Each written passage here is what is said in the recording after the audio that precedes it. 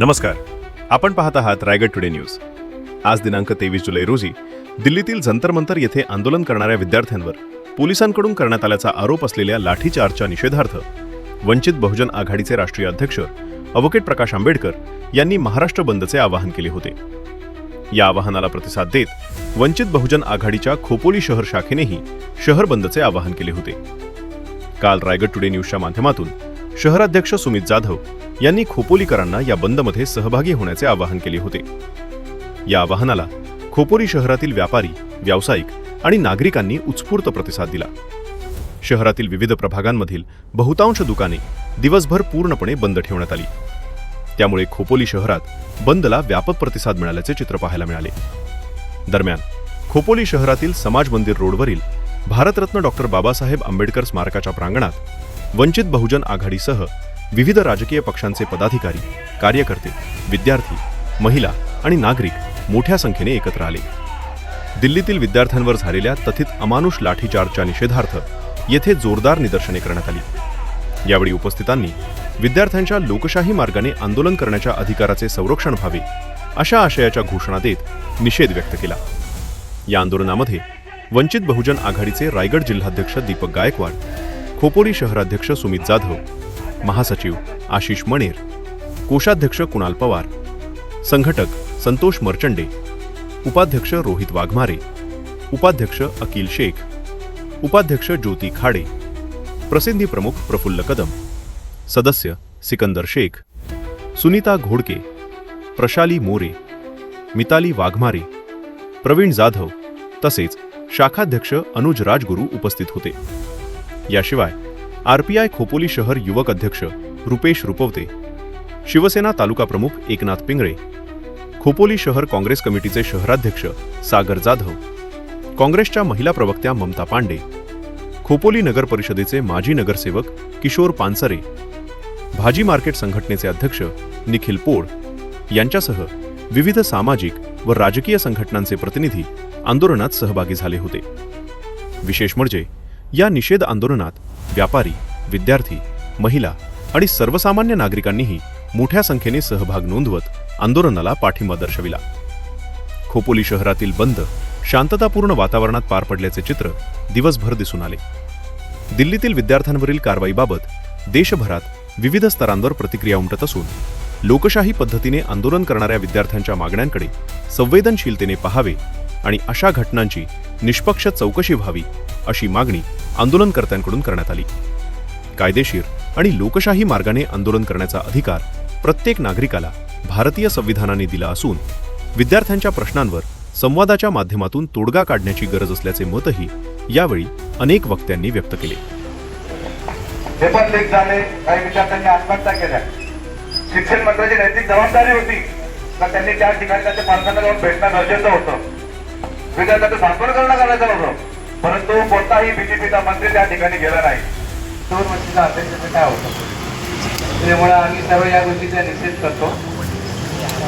तरुण मुलांचा आहे, त्यांच्या भविष्याचा आहे आणि हे तरुण मुलं आज आपल्या न्यायासाठी, हक्कासाठी दिल्लीच्या जंतर मंतरला लढत आहेत आणि त्यांच्यावरती हे सरकार निष्ठुरपणे हल्ला करून ते आंदोलन चिरडण्याचा प्रयत्न करत आहे आणि याचा निषेध करण्यासाठी तुम्ही आम्ही इथे जमलेलो आहोत। या देशामध्ये 2014 पासून या देशातला शेतकरी हा दुःखी आहे, या देशातला कामगार हा दुःखी आहे, या देशामध्ये महिलांची धिंड काढली जाते, या देशातल्या महिला ही दुःखी आहे।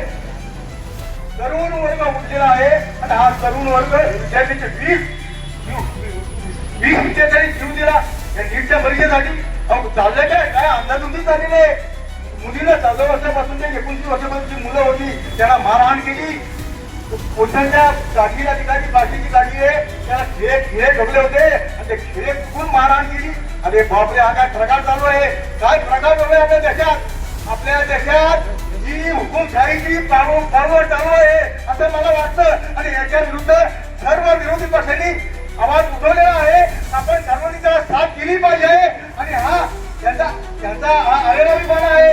आपण धर्मेंद्र कोण काय त्याचं नाव आपण घ्यायचं नाही वाटत आहोत। शिक्षण मंत्री काय अमित शहा आणि मोदींनी सुद्धा राजीनामा दिला पाहिजे असं मला वाटतंय. काय? जहाँ गए है चौकीदार, चौकीदार किधर सोया है? ये चौकीदार को उठाना पड़ेगा और उससे करना पड़ेगा. जय हिंद, जय महाराष्ट्र, जय हिंद. या आंदोलनाच्या मागचं बाळासाहेब आंबेडकरांचं मेन उद्देश काय आहे?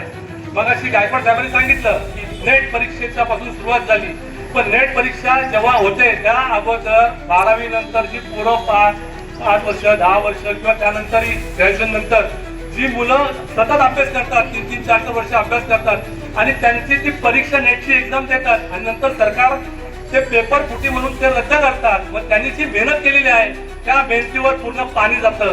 त्यामुळे त्या धक्क्यामधनं काही विद्यार्थ्यांनी आत्महत्या केली आणि हे आंदोलन फक्त विद्यार्थ्यांसाठी कॉक्रोच जी पार्टी आहे त्या पार्टीचं नेतृत्व कोण करतं हे महत्वाचं नाहीये, ते कोणत्या हेतूने करतात हे फार महत्वाचं आहे. यासाठी आपण सर्वांनी प्रथमतः विचार केला पाहिजे. अभिजित जितके आहे आणि या भारताचे पर्यावरणवादी नेते म्हणा, समाजवादी 20-21 विद्यार्थ्यांच्या आत्महत्या जबाबदार असणारे जे शिक्षण मंत्री आहे त्यांनी राजीनामा दिला पाहिजे.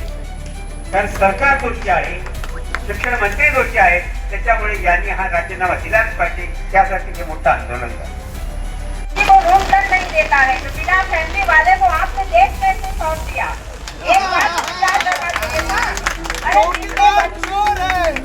जिसके पास खुद के बच्चे नहीं, खुद की पत्नी का इज्जत सम्मान नहीं करता है, दूसरे के बच्चों का क्या सम्मान करेगा? वो हमारे बच्चे कितने लाठीचार्ज हो रहे हैं, कितने लोग मर गए, कितने लोग सुसाइड कर लिए हैं. इसमें अंधी तो थी सरकार, लेकिन मोदी सरकार बहरी भी हो चुकी है, उसको दिखाई तक नहीं दे रहा है. सांगायचं तात्पर्य एवढंच आहे की या महाराष्ट्रामध्ये पाहिलं, या देशामध्ये पाहिलं तर ज्यांचं सरकार आहे त्यांना कुठेही संवेदना राहिलेली नाहीये आणि ती संवेदना जागृत करण्याचं काम ज्या वेळेला विरोधी पक्ष करायला उभा राहतो त्यावेळेला त्यांना दडपण्याचं काम हे सरकार करत असतं. आज मागच्या 2 वर्षामध्ये पाहिलं तर शेतकऱ्याचं आंदोलन चिरून टाकलं. इतक्या शेतकऱ्यांना आपला प्राण गमावा लागला. त्यानंतर विद्यार्थ्यांचं आंदोलन चालू झालं. या सरकारला कामगार नको, या सरकारला शेतकरी नको, या सरकारला विद्यार्थी नको, या सरकारला फक्त अदानी अंबानी पाहिजे. हातात येतो. कारण की जेव्हा हे लोक डॉक्टर बनतील, हे कुठल्या हिशोबाने आपला इलाज करू शकतील, हा पण कॉमन सेन्स आपल्या सगळ्यांमध्ये असलं पाहिजे. तर ज्या पद्धतीने आता ह्या आंदोलनाला आपल्या खोपोलीमधून प्रतिसाद भेटतोय, त्यामुळे मला खूप आनंद होतोय की आपल्या खोपोलीतले सगळे नागरिक एवढे जागरूक आहेत की आपण सगळे पक्ष आज इथे एकत्र आलोय आणि एवढी आंदोलनाला समर्थन देतोय. सर्वांना जय शिवराय, जय भीम, जय संविधान. वंचित बहुजन आघाडीचे अध्यक्ष आदरणीय बाळासाहेब आंबेडकरांनी महाराष्ट्राला बंदची पुकार दिली आणि त्या विद्यार्थ्यांवरती झालेला लाठीमार, जो अमानुष लाठीमार आहे, आपण बघितलं.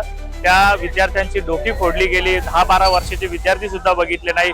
आज त्यातील एक महिला आपली विद्यार्थिनी, ती देखील आज गमावली आहे आपण. म्हणजे साधारण 21 विद्यार्थ्यांना आपण इथं गमावून बसलोय आणि या शालेय शिक्षण किंवा ही जी शिक्षण व्यवस्था आहे, या शिक्षण व्यवस्थेवरच आमचं वंचितचं प्रश्नचिन्ह आहे की ही भ्रष्ट शालेय शिक्षण संस्थाची जी पद्धती चालू केली त्याला न्याय देण्यासाठी आणि त्याला विरोध करण्यासाठी आदरणीय बाळासाहेब आंबेडकरांनी विद्यार्थ्यांच्या बाजूने हा लढा पुकारला आणि त्या लढ्याला आम्ही खोपोली पूर्णपणे बंद पुकारली आणि येथील व्यापारी संघटनांनी, भाजी मार्केट, रिक्षा संघटना, सर्व संघटनांनी यांनी बंदला हा पाठिंबा दिला आणि सर्व राजकीय संघटनांनी देखील आमच्या या बंदला पाठिंबा दिला आणि समविचारी देखील पक्ष आले येथे, त्यांनी देखील पाठिंबा दिला.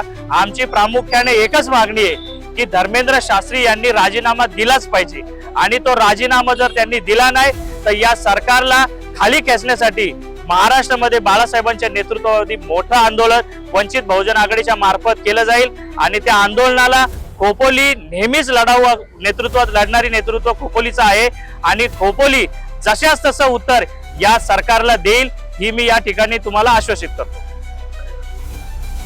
वंचित बहुजन आघाडीच्या माध्यमातून जो महाराष्ट्र बंदची हाक दिली त्याला या रायगड जिल्ह्यामध्ये संपूर्ण तालुक्यांमध्ये आजचा उत्कृष्ट असा प्रतिसाद मिळाला. मी स्वतः खोपोली शहरात राहतो. आज खोपोली शहरामध्ये संपूर्ण बाजारपेठ बंद आहे, संपूर्ण रिक्षा स्टँड इथले रिक्षा बंद आहेत.